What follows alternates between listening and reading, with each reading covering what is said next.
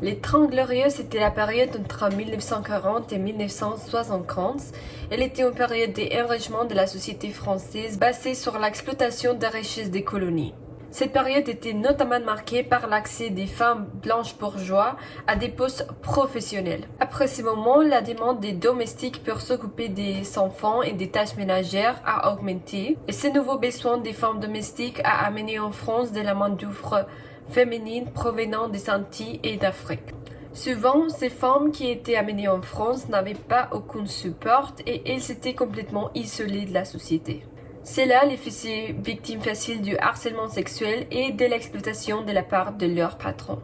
Mais malgré tous ces obstacles, les femmes domestiques ont réussi à s'organiser et faire connaître leurs conditions de travail. Par exemple, on avait Françoise Égard, une afro-martiniquaise qui était amenée en France pour être femme domestique et a écrit Lettres en noir, récits entiers pour parler des problématiques de son quotidien. Elle a dit: nous sommes classés par le gouvernement et la France entière comme devant être avant tout femmes de ménage, comme les Polonais sont des ouvrières agricoles et les Algériens terrassières. Cette idée que les femmes noires devaient être dans les milieux de la domesticité était un vestige de l'esclavage. Et c'est une idée qui est exemplifiée par les stéréotypes de la mamie. La mamie est un stéréotype qui définit la femme noire comme la personne qui s'occupait des enfants des blancs et était intrinsèquement maternelle.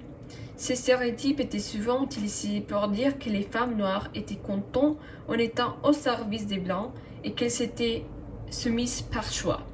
Même si cet stéréotype était plus commun dans l'âge de Jim Crow en Amérique, en France, il y avait aussi des intellectuels qui croyaient que les Noirs ne pouvaient pas être qu'à la servitude des Blancs. Par exemple, Rousseau disait que quelqu'un qui était dans un état d'esclavage ou qui avait été dans un état d'esclavage ne pouvait pas fonctionner comme une personne libre parce que cette personne utiliserait la liberté comme une licence débridée pour abuser de ses droits.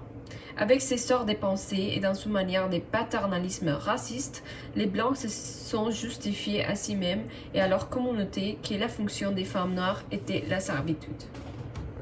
Dès les titres jusqu'aux dernières parties du film, la critique des Saint-Bain est poignante. Le nom du film, par exemple, fait référence à l'esclavage et l'idée que même s'il y a une différence entre les services payés et l'esclavage, il est indéniable que dans le cas de Johanna, la femme domestique du film, la ligne entre domesticité et esclavage est très fine. Autre personne qui s'est intéressée à la condition des domestiques noirs amenés en France était Ousmane Sembène, un réalisateur et écrivain sénégalais qui a réalisé le film La Noire 2. En outre, le film est rempli de références à l'esclavage. Par exemple, quand la famille blanche amène des invités à la maison, les invités discutent sur comment les Africains ont perdu beaucoup de leur naturel, comme en disant que Johanna est une sauvage domptée. Cela montre que les Blancs de cette famille se sentent différents aux Noirs, dans le sens que les Noirs sont vus comme des animaux.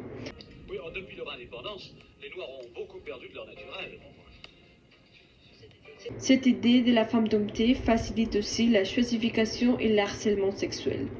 Comme Johanna n'est pas vue comme une personne avec du espace personnel, l'homme blanc se sent libre de pénétrer cet espace et agresser la femme domestique. C'est pas sérieux. Merci, Johanna. Vous permettez, mademoiselle? Je n'ai jamais embrassé une négresse. J'ai l'impression qu'elle n'est pas contente. Ensuite, on voit les vestiges des marchés aux esclaves dans une sorte de marché aux esclaves moderne. Quand Johanna est choisie pour une femme blanche et elle est amenée en France, on expérimente tous ces sentiments à travers son monologue interne. Après se rendre compte qu'il avait été amené en France avec des fausses promesses, Johanna se demande plusieurs fois « Qu'est-ce que je fais ici ?» Avec ces sortes de monologues, Sembène critique l'idéalisation des migrants qui vont aux pays occidentaux pour s'offrir une meilleure vie. La vie des migrants, contrairement à ce que la famille de Johanna pense à Dakar, est difficile et mal payée. Cependant, malgré tous les abus que Johanna souffre avec la famille française, elle tente de se revendiquer en protestant les traitements de ses patrons. Elle refuse de travailler, elle jette l'argent que ses patrons lui donnent dans les sols et finalement elle saisit la masque africaine qui était accrochée dans l'appartement de madame. Finalement, Johanna se rend compte de la mensonge de l'esclavage moderne et elle se coupe la gorge en proteste. Cette fin montre que dans un monde gouverné par un déséquilibre du pouvoir, elle réussirait jamais, en France ou à Dakar, et alors sa mort signifie aussi sa liberté. Malheureusement, l'attitude vers les femmes domestiques et les femmes de ménage dans les films est similaire au traitement des femmes de ménage aujourd'hui. Par exemple, dans Life is Beautiful, une publicité donnée, une entreprise de nettoyage, l'enfoque est sur l'invisibilisation des femmes de ménage pour le confort de la femme blanche. Alors, le but est que la femme blanche trouve tout propre, mais sans jamais devoir se confronter à la réalité du nettoyage. Comme dans le cas de Johanna, la publicité donnée déhumanise les personnes qui font le ménage et légitimise les silences qui entourent les nombreuses violences auxquelles les femmes de ménage sont confrontées au quotidien. Parce que, encore aujourd'hui, les femmes domestiques sont reléguées en position de soumission, on doit faire des efforts encore plus grands pour défendre leurs droits.